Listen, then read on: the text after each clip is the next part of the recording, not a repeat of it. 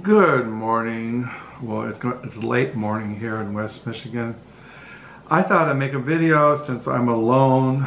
I just got back from driving one of our cars around. The reason why is because yesterday I was going to leave to go to see my psychologist. I see him every 4 weeks, and I got in my car. We have two cars. My wife has a car. I drive her old car. As I told you, I sold my van last summer, but the battery was dead, so Carol had to drive me to my therapist, my session. Every 4 weeks I meet him around 1 o'clock, and so she drove me. And so when I got back, when Carol picked me up after my session, I came home. We called AAA, and they restarted the car. The battery was dead, and he told me you should drive the car at least a half hour or an hour a day to keep the battery recharged.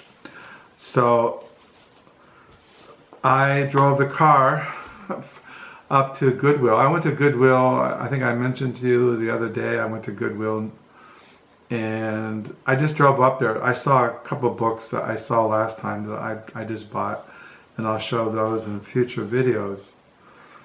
So I drove the car around, came home, been writing in my diary. I'm on page 1052 for November the 29th, 2023. It's 11:12, late morning. It is a dismal day, cold, snow on the ground. It just absolutely sucks. So yeah, Carol's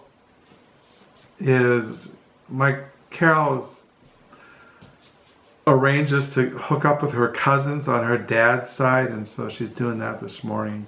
Some cousins get together at some restaurant, and they sit around and they talk. They're all getting old, we're all getting old. So yeah, I was going to tell you about my psychology, about my psychologist, my session. Because I mentioned in my videos, I have an appointment to see my psychologist. And some of you who've been watching my videos, I've been doing this for almost 7 years now, know that it was like a couple of years ago I had this episode where everything just kind of crumbled on me. And I've had those kinds of experiences in the past, but I was always able to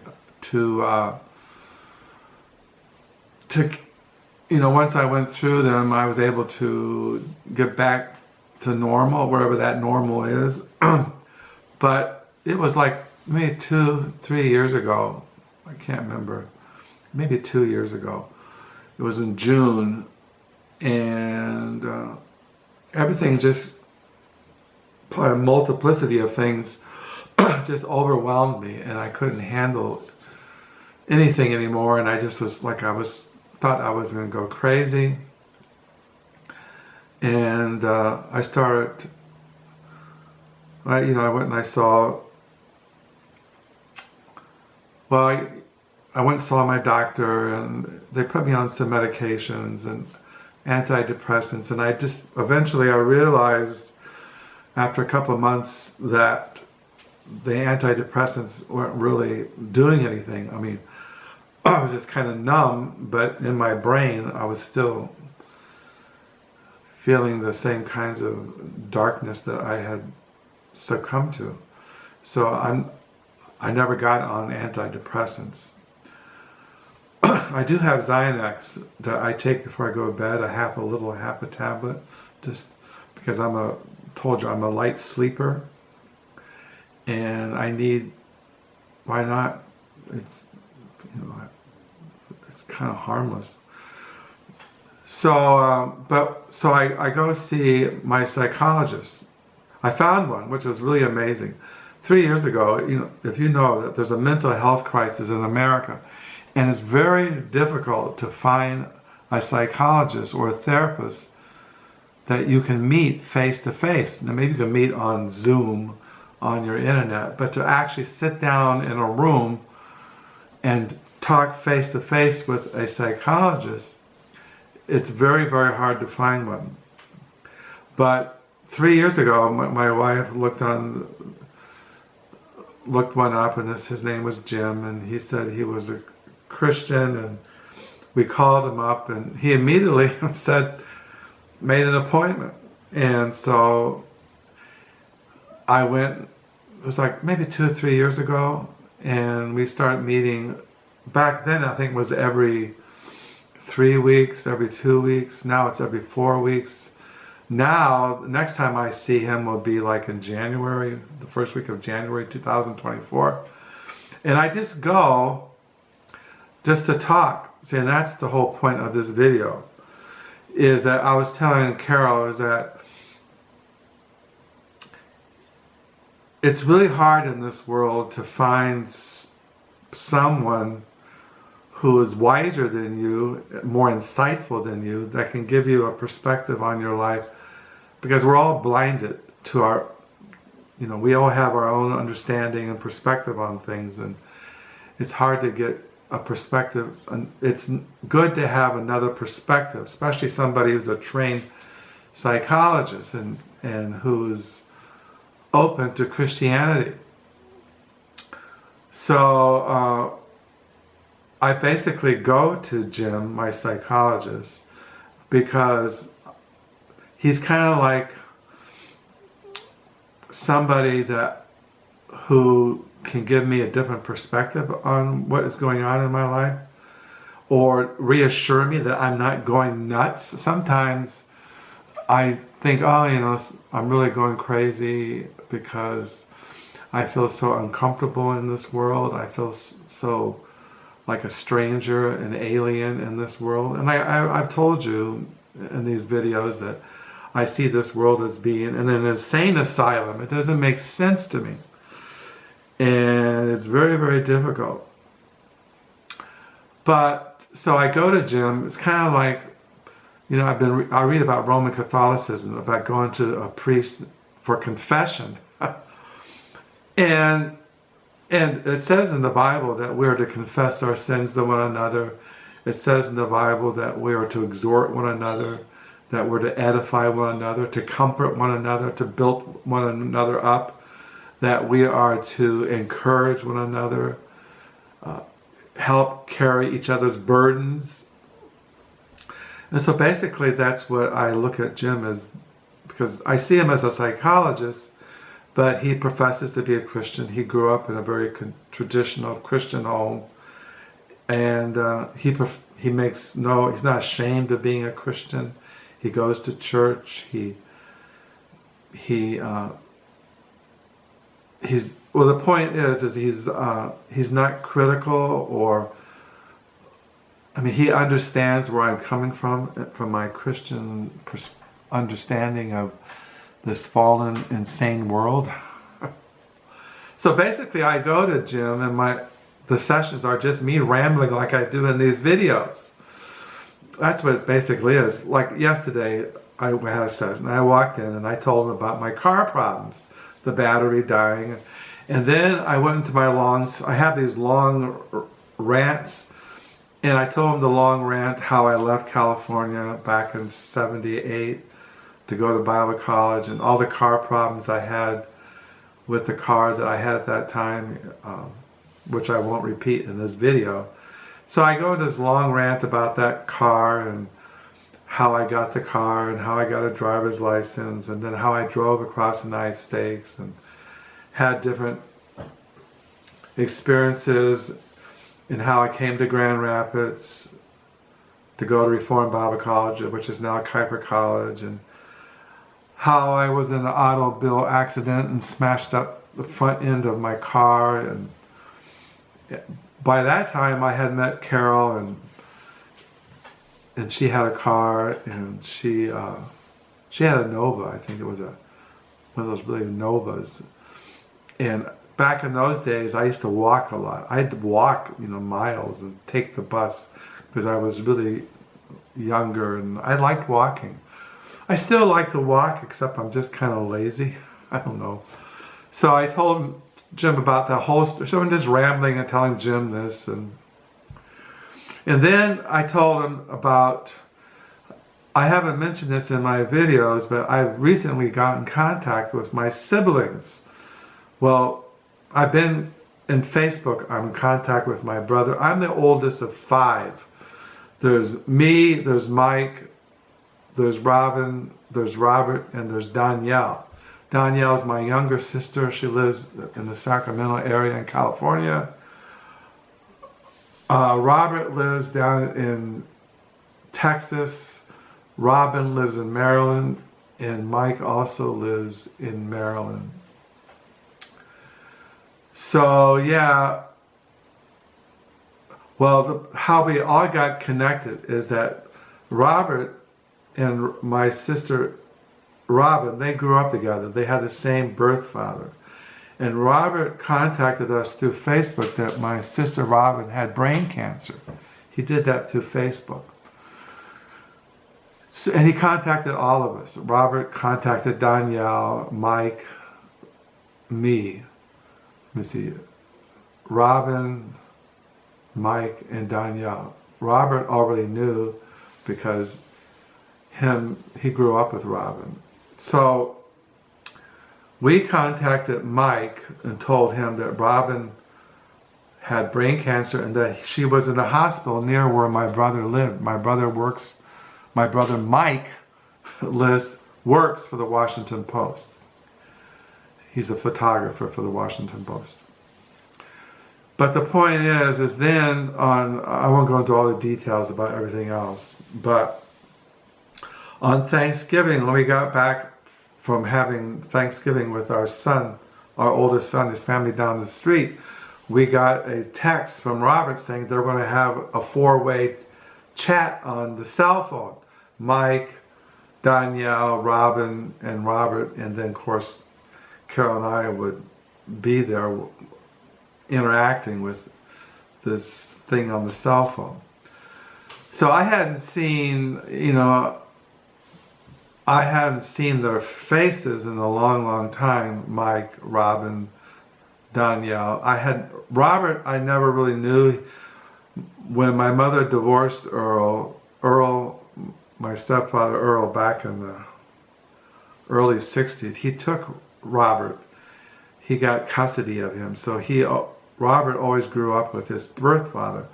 Whereas Robin, Mike, and me, and Danielle, we all grew up together until my mother was killed in an auto wreck in December of 1968.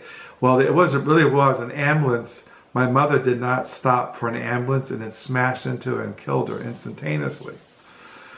So when my mother was killed, my stepfather Tom took Danielle, my stepfather Earl took Robin, and Mike and I, we were born out of wedlock. We never knew our birth fathers, my brother Mike and me. So Mike and I, we were living in Los Angeles when that happened, and we went to live with my aunt in San Pablo, California, which is in the San Francisco Bay Area. And Mike, I won't go into the long story. You can read it about my life in my Crooked Fingers online diary. I have long entries where I go into the history of my life. But the point of this whole video is, and going back to my psychologist, and I told him in my session yesterday that I find it very difficult to talk to my siblings because it brings up all these memories that I have sought to I don't like to remember those years of when I was growing up and when my mother was killed. Now, I was never close to my mother. My mother was a very selfish, self-centered. She had very brief marriages. She died in her mid-30s. When she died, she was basically uneducated. She worked in bars, cocktail waitress, barmaid, and she was into all kinds of boyfriends, and she was into clothes and just into herself. And because I was the oldest of 5, I'm 5 years older than my siblings. that I had to always babysit them and watch them while she worked. And I was kind of always resentful of that and kind of mad at her because she depended upon me so much so she could do what she wanted to do. And so, you know, I always, and my mother, I don't remember having any kind of relationship with my mother. And when I was 9 years old, my mother, she was divorced at that time, and I don't know the whole reason why, but she sent Mike and I and Robin out to live with my uncle and aunt who were alcoholics in a small town on the coast of Oregon when I was 9 years old. And she left us there for a year. And then she remarried back in Norfolk, Virginia, and we went back to Norfolk. By that time I was 10 years old, but it was very, I don't think I ever really forgave her for, you know, abandoning us and deserting us and leaving me in that awful situation. And with an alcoholic, just very hard, mean people. My uncle and aunt they're now dead. And then when she remarried Tom, who was the father of Danielle, we were living in Norfolk, Virginia, and then Tom got transferred he was in the Navy, and he got transferred to Los Angeles. The minute we moved to Los Angeles, my mother divorced Tom, kicked him out, and I was really angry. I think I was 12 or 13 years old. And I said, you know, why did she do that? You know, we were back to normal. We had a father, he was working, we had a nice house. Things were kind of, you know, Tom was a great guy. We had it was just a nice family life. And I don't know, one day my mother said to Tom, get out of the house, and she kicked him out. And I never, you know, that always made me angry because here we were again. And so so I have to remember all that every time I see my brother or my sisters. I have to remember all that. You know, I didn't have a golden childhood. It was very traumatic. It was always disrupted by divorces, and my mother was always moving around, and we were always moving, and I was always going to different schools, and then when I became a teenager, you know, I had all these psychological and mental problems I had to deal with because there was nobody that I could turn to. I had no father, I had no mother, I had nobody. And I was always going to different schools, different neighborhoods, and it was just a chaotic, and my mother never really, there was no fixed income. We lived from hand to mouth, and sometimes the bills wouldn't get paid and there'd be no water, no electricity. And sometimes my mother would just work and come home, get clean clothes and leave and hang out with her boyfriends, and it was just a very terrible situation. And then she got killed, and then I had to go back to living with my alcoholic aunt. My alcoholic uncle had died the same year my mother died. He died of a massive heart attack, dropped dead in the kitchen floor of their run-down house. And I couldn't live with my aunt. I was 16, and I won't go into all the long details, but I just left one day, and through Providence, I got into a foster home. And then when I was in 11th grade, I was living in a foster home. That's a long story I won't go into. But so the point is, I told my psychologist, every time I get in face-to-face contact or talk to my siblings, it brings up a lot of pain, a lot of trauma, a lot of misery. Things I've tried to forget because, you know, and it's what kind of puzzles me is that, you know, here I'm 71 years old, and I was thinking this morning, I'm always reliving that. And my wife, Carol, says I'm always reliving that. I'm always reliving the past.